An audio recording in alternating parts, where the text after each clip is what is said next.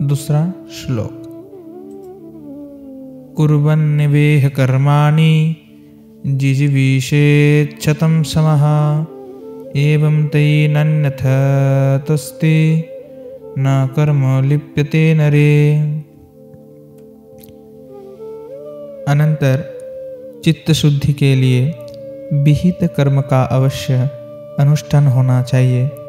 इस भाव को लेकर श्रुति कहती है कुर्वन्निवेहो इत्यादि। इस प्रकार अग्निहोत्रादि कर्मों को निष्काम पूर्वक करते हुए इस लोक में आप शतवर्ष पर्यंत जीवन लाभ करने की इच्छा करें।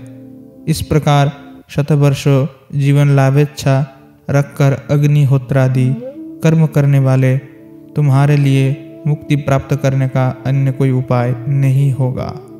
उससे ही तुम्हारी मुक्ति होगी, अथवा उन कर्मों में तुमको लिप्त नहीं होना होगा। यह भावार्थ है।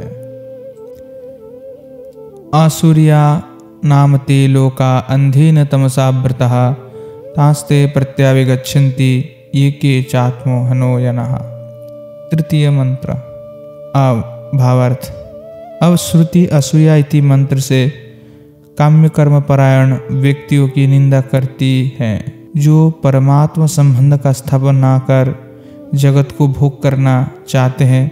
वे सब आत्मघाती हैं, जो कि शरीर त्याग कर आसुरी भाव प्राप्त अर्थात भयानक अंधकार से आवृत लोक समूह को प्राप्त होते हैं। चौथा मंत्र। अनेज देकम मनसो यवीयो नैन देवा आप्नुवन् पूर्वमर्षत् तद्धावतो न्यन्नतेति तिष्ठत् अस्मिन् नपुमातरिश्चा दधाति। अनुवाद। ब्रह्म विज्ञान ही मुक्ति साधन है, ऐसा कहा गया है। वह ब्रह्म किस प्रकार है उसे अनेज देक इस मंत्र के द्वारा श्रुति कहती है। वह अचल स्वरूप है, अर्थात उसका कभी कंपन नहीं है, किंबा वह अभय रूप है। ना उससे कोई अधिक है, ना उसका कोई समान है, अथवा समस्त भूत में विज्ञान घन स्वरूप में स्थिति के कारण वह सदा एक रूप है।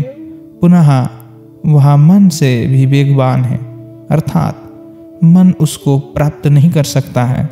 इंद्रियगण व उनके अधिष्ठाता ब्रह्मादि देवता गण उस ब्रह्म को गोचरीभूत नहीं कर पाते हैं, क्योंकि मन से वेगवान होने के कारण वह पहले से ही सबका अतिक्रमण कर लेता है। अब उसका लोक विलक्षण लक्षण यह है कि वह अपने स्थान में रहता हुआ वो सर्वगत के कारण द्रुतता से चलकर मन आदि सबका अतिक्रमण कर लेता है। वह उसकी अचिंत्य शक्ति का परिचायक हैं, और भी क्रियात्मक वायु उसके अधिष्ठान वश प्राणियों की चेष्टाओं को धारण करती है, अथवा वायु जिसमें समस्त कर्मों को स्थापित करती है, ऐसा इसका अर्थ समझना चाहिए। पंचम मंत्र। तज्जेति तज्जनेजति तदेजति तन्नेजति तद्दूरे तद्वन्तिके तदंतरस्य सर्वस्य तदु सर्वस्यास्य बाह्यतः। अनुवाद। पहले पूर्व मंत्र में जो रहस्य कहा गया है वह चित्त में आरोहण नहीं कर सका, अतः पुनः तदजति इस मंत्र के द्वारा श्रुति समझाती हैं। वह आत्म तत्व सचल एवं अचल हैं। अचल वह मूढ़ दृष्टि से चलायमान की भांति प्रतीत होता है, अथवा वह साधुओं के हृदय में अचल रूप से विराजमान रहता है, जो उनका अतिक्रमण नहीं करता है। साधुओं के परित्राण के लिए ऐसा गीता में कहा है। वह अत्यंत दूर देश में है, अर्थात शतकोटि वर्ष में भी अविदूष जनों को अप्राप्य हैं। पुनः वह निकट में भी है, अर्थात वितुष जनों के हृदय में निरंतर वो भासमान रहता है। वह केवल दूर में अथवा निकट में है ऐसा नहीं, अपितु नाम रूप क्रियात्मक इस समस्त जगत के अभ्यंतर में मौजूद है। पुनः सर्वदा सबके बाहिर भी वह विराजमान रहता है, क्योंकि आकाश की भांति वह व्यापक है, ऐसा भाव है। अब षष्ठ मंत्र में कह रहे हैं, यस्तु सर्वाणि भूतान्यात्म निवानुपश्यति सर्वभूतेषु चात्मानं ततो न विजुगुप्स्यते। अनुवाद। अब यस्तु सर्वाणि इत्यादि मंत्र से उपासना प्रकार कहता है। पुनः जो अधिकारी अव्यक्त आदि स्थावरांतो चेतना चेतन समस्त भूतों को ब्रह्म में ही स्थित इस प्रकार जानता है तथा समस्त भूत में ब्रह्म को देखता है, वह उस दर्शन से जुगुप्सा प्राप्त नहीं करता है, अर्थात मुक्त हो जाता है, ऐसा भाव है। और सप्तम श्लोक मंत्र में कह रहे हैं, यस्मिन् सर्वाणि भूतान्यात्मैवा बुद्धिविजानतः तत्र को मोहो का शोकश एकत्वमनुपश्यतः।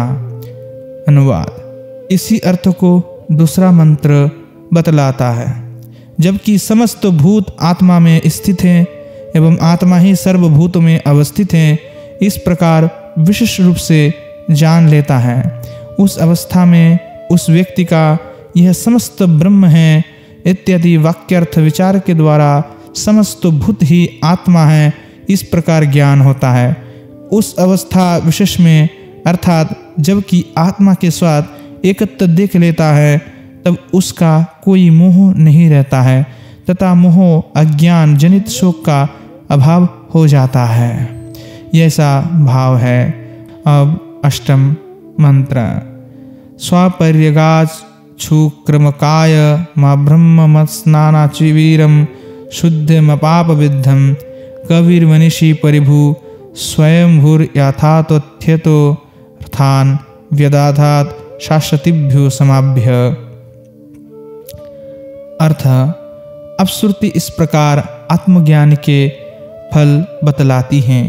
जगत में जो अधिकारी पूर्व प्रकार से आत्मा को देखता है, वह शुभ हो अर्थात शुद्ध विज्ञानानंद स्वभाव वाला, भोग शरीर से रहित, अछिद्र अर्थात पूर्ण स्थूल देह का शून्य के कारण सिरादि रहित, अनुपहतो अपाप विद्ध अर्थात धर्म अधर्म विवर्जित उस आत्मा को सम्यकतया प्राप्त कर लेता है।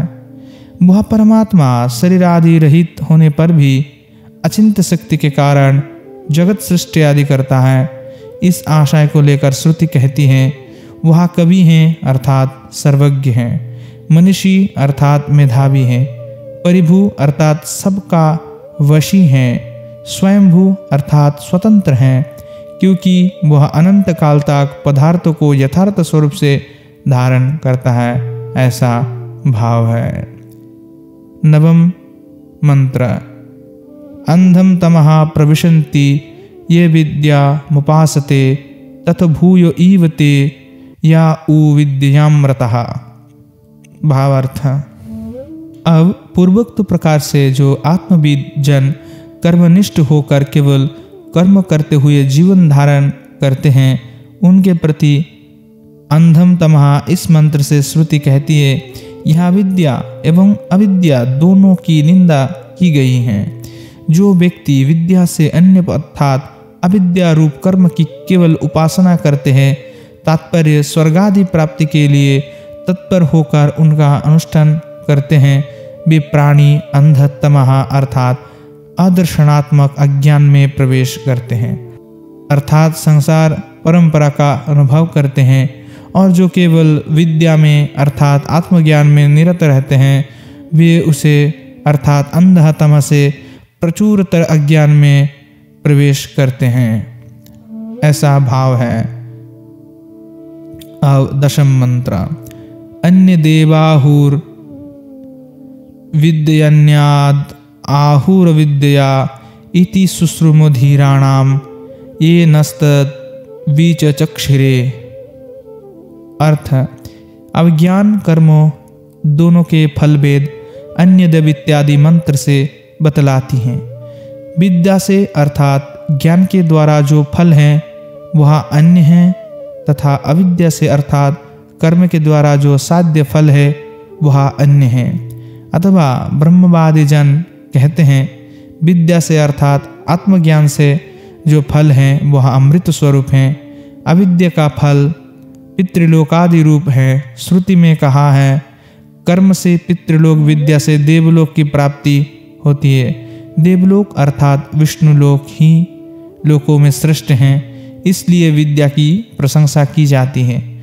यदि कहो कि तुमने इसका कैसे अवगत किया, तो सुनिए, हम सब ने धीमताश्रहो के वचनों का श्रवण किया।